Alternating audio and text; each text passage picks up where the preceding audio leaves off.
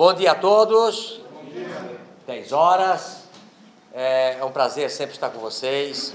Nós sempre estamos para as boas notícias e, se precisar, para debelar as má notícias, né? Eu quero fazer com vocês uma coletiva de imprensa, falar sobre as notícias que foram veiculadas a partir do dia 31 sobre a minha pessoa. E eu, como cada vez mais, como uma pessoa pública, e a partir do dia 5 de janeiro, eu deixei bem claro nessa sala que eu iria trabalhar muito durante 2018 para que nós pudéssemos mudar o Brasil. Por coincidência, hoje é dia 5 de junho, faz 5 meses que nós estivemos nessa sala falando das eleições de outubro, dia 7 de outubro. E nós vamos mostrar um pouco do que aconteceu durante esses 5 meses e o que aconteceu nesses últimos 10 dias e por que surgiram os comunicados que eu seria investigado sobre uma possível incitação às greves dos caminhoneiros. Gostaria de deixar bem claro, porque eu acho que cada vez mais nós temos que ser transparentes naquilo que fizemos, naquilo que pregamos, naquilo que falamos e naquilo que nós pensamos, deixando de lado as fake news, né? Todo mundo fala em fake news, como se fake news fosse um advento da nova tecnologia, como se o WhatsApp e as redes sociais fossem as criadoras dos fake news. E eu vou provar para vocês que fake news sempre existiu, inclusive nos veículos tradicionais. Aliás, são os veículos tradicionais que antes talvez tinha o monopólio das fake news. Não é verdade? Como não tinha as pessoas que iam contra os veículos tradicionais, os veículos tradicionais faziam as suas fake news e a população tinha que acreditar naquilo que liam, escutavam, ouviam. Então, vamos lá para seguir a minha introdução do que eu estou falando. Esclarecimento à população brasileira. Não fui comunicado formalmente ainda, nem é processo, ainda é uma investigação, né? Na realidade não é um processo, mas ainda não fui notificado. Soubemos tudo através da imprensa, mas não esperar as coisas chegar, como já saiu na imprensa, quero falar com a imprensa para esclarecer o ocorrido. Então, vamos lá. Fake news. Olhem, população brasileira, o que é uma fake news. Não, de novo, de internet, não de um WhatsApp, não das redes sociais, e sim feita pela CBN de São Paulo. CBN de São Paulo, feita através do jornalista Guilherme Bausa, tá? Reportagem produzida por Guilherme Bausa numa fake news da CBN de São Paulo, publicada dia 29/5. E ele que fala, empresários políticos militares aproveitam a greve de caminhoneiros para se promover. Muitos deles utilizam redes sociais e grupos de WhatsApp para defender a intervenção militar. Jamais, vocês nunca escutaram, desde o começo do ano, jamais falei em intervenção militar. Eleição 7 de outubro, eleição de outubro é a nossa mudança. Não foi isso que a vida toda, em todas as minhas redes sociais? Intervenção militar, informações falsas. Entre os envolvidos estão o dono de uma das maiores redes varejistas do país. Eu, colaborador da pré-candidatura de Jair Bolsonaro, tá? Então coloca eu como uma das pessoas que incentivou a greve e pregava a intervenção militar. Isto, seu Guilherme Bausa, fake news da CBN de São Paulo. Vamos para a segunda. No dia seguinte, a fake news da CBN de São Paulo de novo vem. Após denúncia da CBN, está aqui, após denúncia da CBN, PGR manda investigar empresários que incentivaram a greve. Olha como a fake news traz desastre para o país. Então, reportagem produzida por irmão Bernardo, da CBN de São Paulo, publicada no dia posterior. E mostro para vocês que a primeira eles colocaram na página de política e a segunda já emitiram na página policial. Primeiro era um problema político e já no dia seguinte já tocaram a notícia na página policial, dizendo que a PGR, após a denúncia deles, através do levantamento que eles fizeram, estava verificando uma das minhas pessoas e vários outros empresários no Brasil. Aliás, vou dizer para vocês que sempre tem que ter um bode expiatório para alguma coisa, né? No Brasil é sempre assim. O governo nunca é culpado. Sempre culpado é os outros, e principalmente eles vão arranjar os empresários. Mas vamos lá na frente, a gente vai ver isso aqui. Ok, vamos lá. Na fake news da CBN, a gente ficou até sabendo que, por exemplo, a Van tem um pátio em Três Lagoas e estava acolhendo caminhões. Quero mostrar para vocês que a nossa Van de Três Lagoas, nós só temos 10 mil metros de área e nos 10 mil metros está construído somente a Van. Nós não temos espaço para colocar caminhões lá no nosso pátio. Externo. Externo, nada. É uma quadra e é ocupada totalmente para Van. Nenhum caminhão estacionou aqui. Estou aqui com o Adriano, que é o dono da frota que transporta para nós, que a nossa frota é terceirizada. O Adriano está aí, né? Mais adiante, 3, 4 quilômetros, tinha uma parada de caminhões, onde os nossos caminhões estavam lá, porque Três Lagoas tem muitos fabricantes que produzem para van, então esse pessoal, os nossos caminhões que estavam lá, estavam parados na greve, mas nada a ver com a van, estava lá parado na greve como todo mundo estava parado. Então, também estava errado. O que aconteceu? Fake news induziu a subprocuradora ao erro, que faz um ato de notícia de fato e tenta agora procedimento de fato para apuração dos fatos, será verdadeiro ou não. Ou seja, o mal que faz o fake news em todos os lugares. Isto faz muito mal porque as pessoas acabam acreditando, é tão perfeita as más informações, que a população começa, com a velocidade que tem a internet hoje, começa um passar por outro, as pessoas acabam não vendo se é verdadeiro ou falta essas informações e continuam passando para frente. O que acontece? Todo mundo acha que o errado é verdadeiro, como aconteceu conosco aqui nesse fato, tá? Então, fake news induziu a subprocuradora ao erro, procedimento de apuração de fatos, e nesse meio, dizia que eu tinha interesses políticos ou econômicos. Vou dizer para vocês, eu não tenho interesse nenhum, nem político, nem econômico. Aliás, tive um prejuízo enorme, enorme. Nós perdemos a partir do dia 21 de maio até o começo desse mês, milhões e milhões de vendas. As nossas carretas ficaram paradas, 250 carretas ficaram paradas na greve, mais 100 carretas paradas no nosso CD de Barra Velha. O movimento caiu drasticamente, nós tivemos um prejuízo enorme, né? Então, nem interesses políticos, porque dia 7 de abril era o último dia para que qualquer brasileiro se inscrevesse para ser um candidato.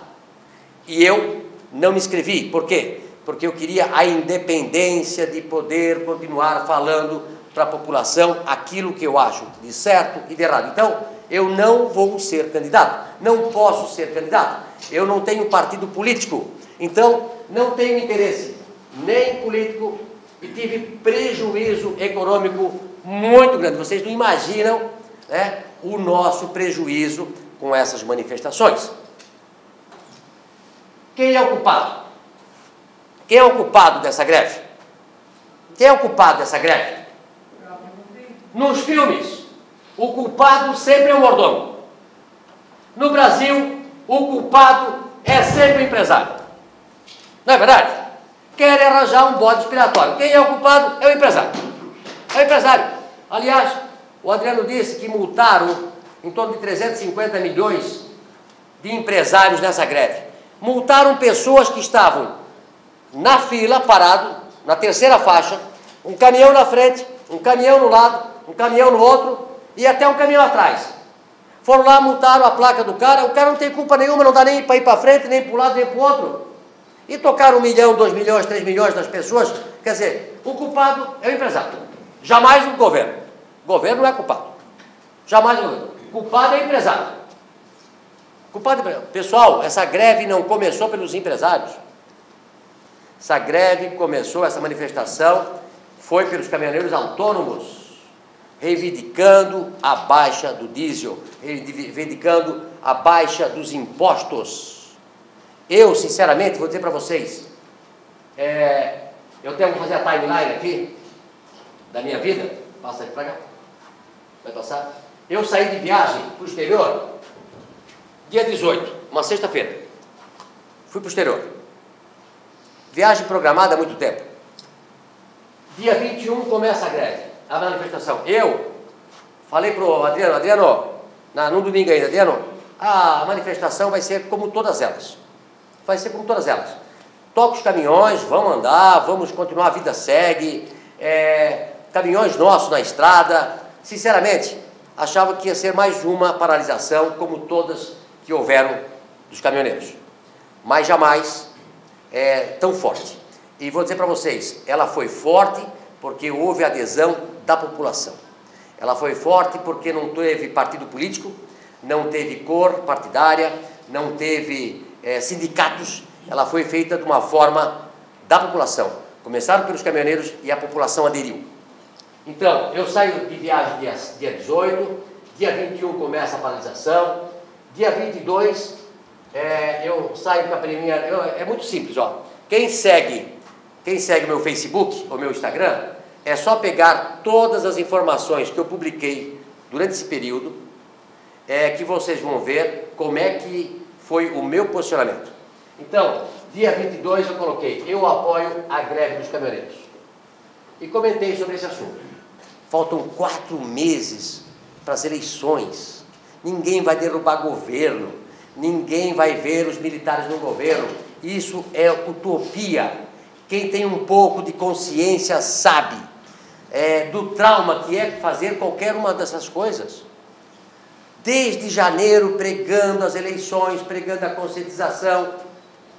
Então, coloquei mais um post falando que estava chegando os combustíveis e que as pessoas... E falei também dos preços dos combustíveis, porque naquela noite seguinte, a anterior, os petroleiros, dizendo que estariam do lado do povo, que é mentira, iriam paralisar. Na realidade, iriam paralisar para continuarem sendo estatais, para continuar tendo os benefícios, para continuar tendo os privilégios. E eu falei nesse post aqui, quanto que um dono de posto de gasolina ganha? 5%. Mas como o preço sobe, desce, sobe, desce, sobe, desce, eu vou dizer para vocês, eu acho que 80% dos postos de gasolina no Brasil dão prejuízo. Eu acho que se 80, 90, 100%, eu vou dizer para vocês, eu tenho 4 postos de gasolina. Um que a gente consegue fechar no verde. Os outros 3 dão prejuízo, vermelho. E aí vocês dizem, mas por que você continua? Porque eu acho que ainda vai mudar. Senão eu vou desistir. E porque tem o Avan do lado para segurar. Agora quem não tem? Vai fechar um posto atrás do outro. Sobe o preço hoje, sobe o preço amanhã, baixa um dia, sobe outro. Você não tem uma constância, não tem uma segurança, zero. Está errado, pessoal, está errado. Faça um preço médio. Os caminhões de gasolina estão chegando em nossos postos, aos poucos a vida vai voltando ao normal. Quem quiser abastecer, estaremos atendendo toda a população. E aí, comento sobre preço de combustível. Aqui, no dia 31, dia 30 falei isso. Dia 1º/6, chega ao Brasil.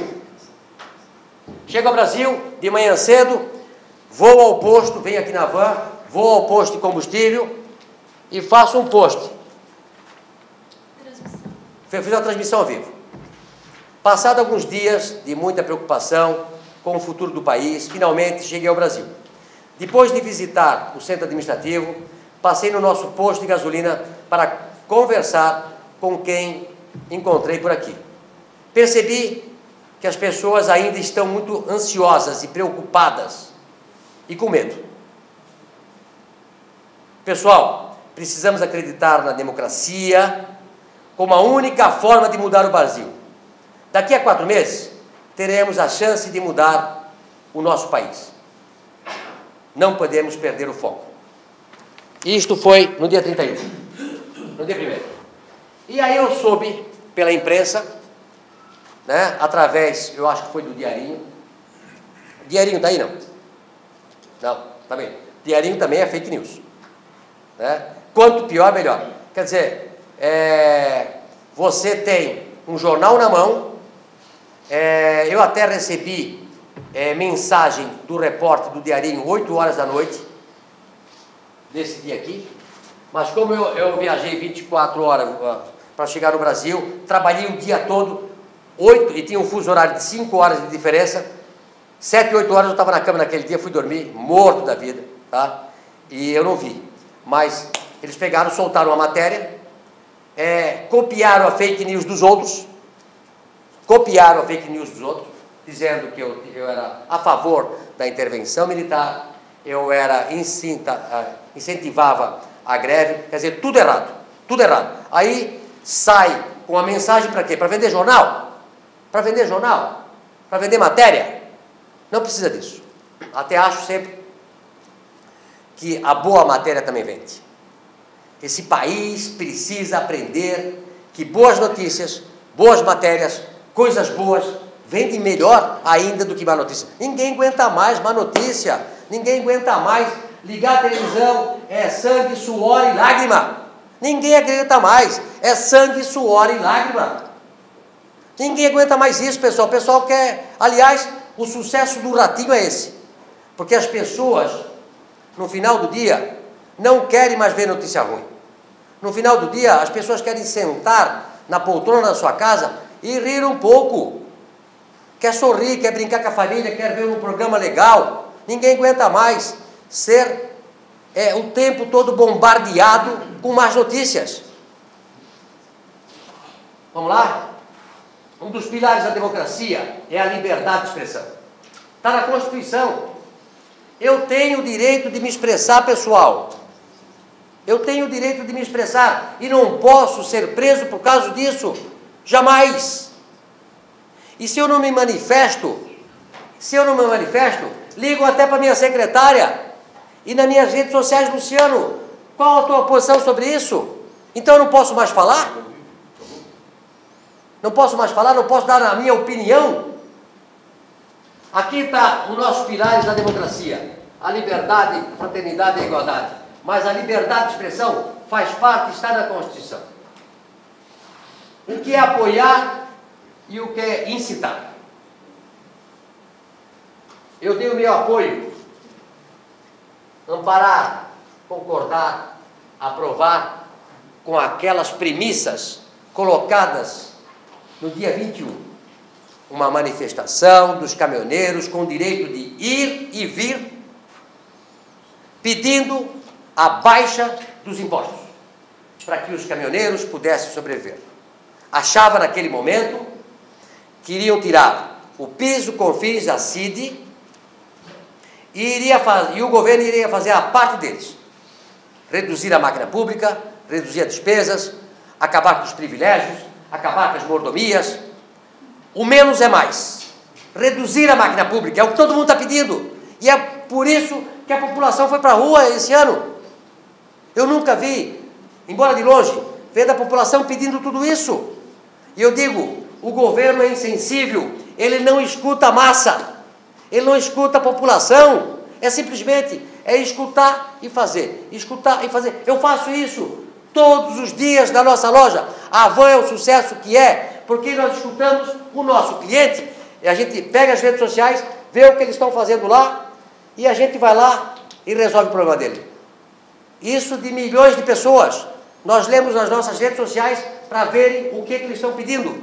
E o governo tem que fazer isso. Escutar a população. Não é possível eles viverem lá em cima e não escutar mais a massa, não escutar o que a população quer. Então, Nada de... Eu não incitei, eu não estimulei, eu não causei, eu não provoquei, eu não incitei a greve. Aliás, como falei para vocês, o maior ícone do Brasil, Roberto Carlos, num show, num sábado ainda, eu vi, pelo menos mandaram aí para... Todo mundo deve ter visto aqui, né? Cantou a música Caminhoneiros e deu o apoio aos caminhoneiros. Seu apoio.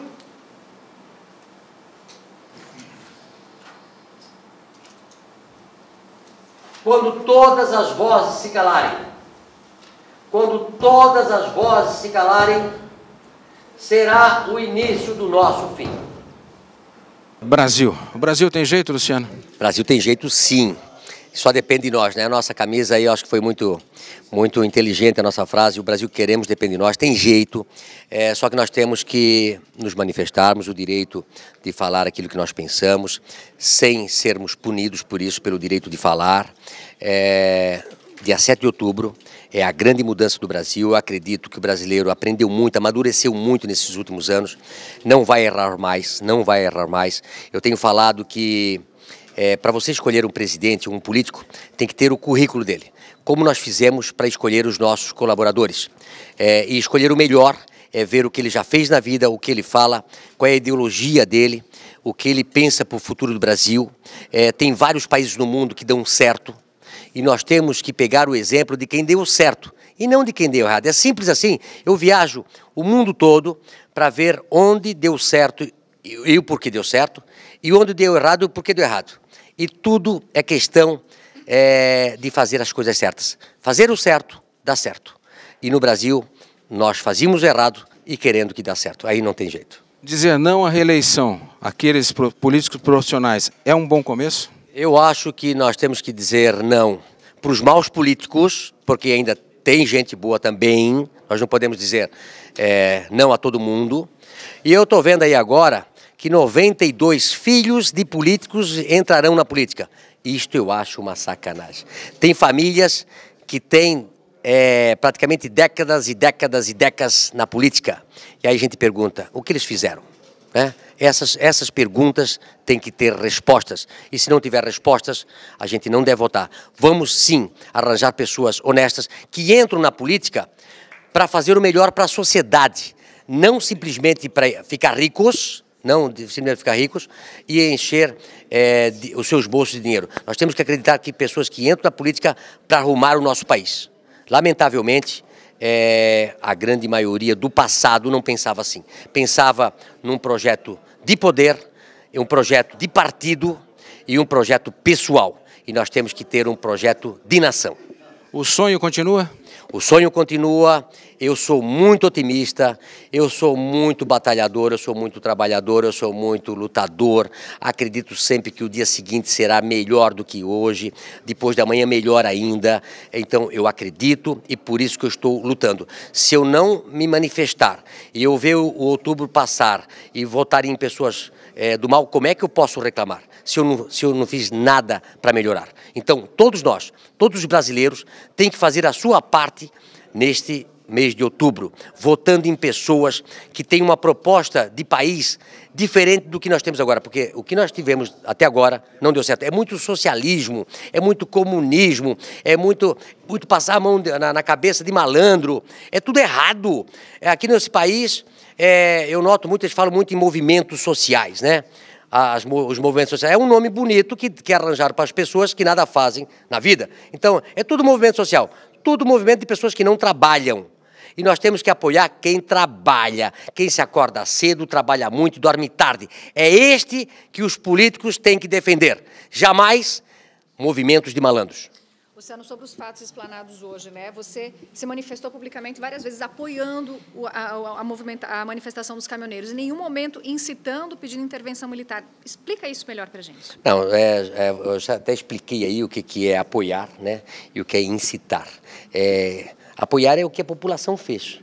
Quando você vê uma pesquisa que mostra que 87% da população apoiou a manifestação pacífica e as reivindicações daquela que começou lá no dia 21, que era PIS, CONFINS e CID e o eixo levantado, Isso aí todo mundo aprovou. O que a população depois não aceitou é o final da greve, quando entrou partidos políticos, cor partidária, sindicatos, apoiando aí já a depredação, a manifestação do mal, aí todo mundo recuou, né? Mas o princípio da greve, eu vi cantores, eu vi artistas, eu vi o Brasil todo apoiando aquela manifestação em prol da redução da carga tributária e a redução da máquina pública. É esta que todo mundo apoiou.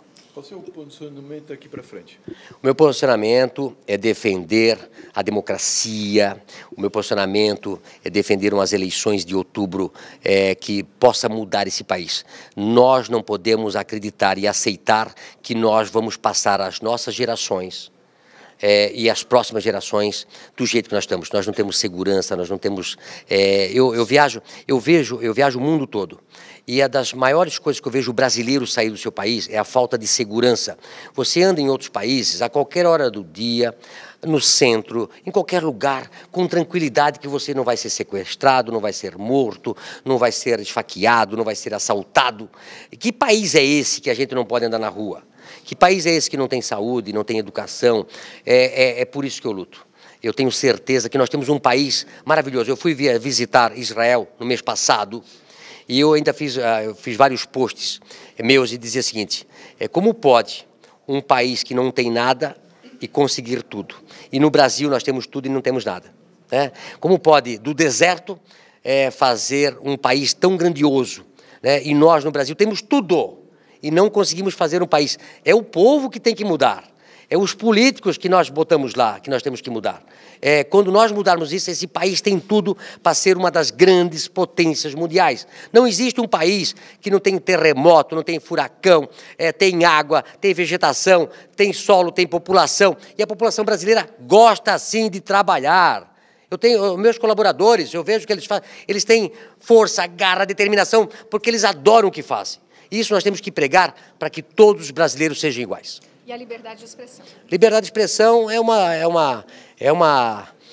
um direito que nós temos, né? Quando eu não puder mais manifestar aquilo que eu penso, e aí, como eu falei aqui, né? Quando todas as vozes se calarem, será o começo do fim.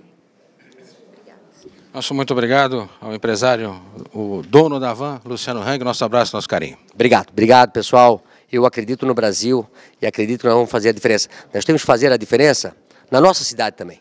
Quando nós vamos votar, nós temos que olhar o que a pessoa fez e o que ela pensa em fazer. Como ela pensa, qual a ideologia dela, né? Nós, às vezes, votamos em pessoas que são muito boas para falar, para abraçar, de repente toma cerveja com você, joga bote com você, de repente fala muito, mas lá por dentro é que nem uma melancia, né? Verde por fora e vermelho por dentro. Tem que tomar cuidado, né?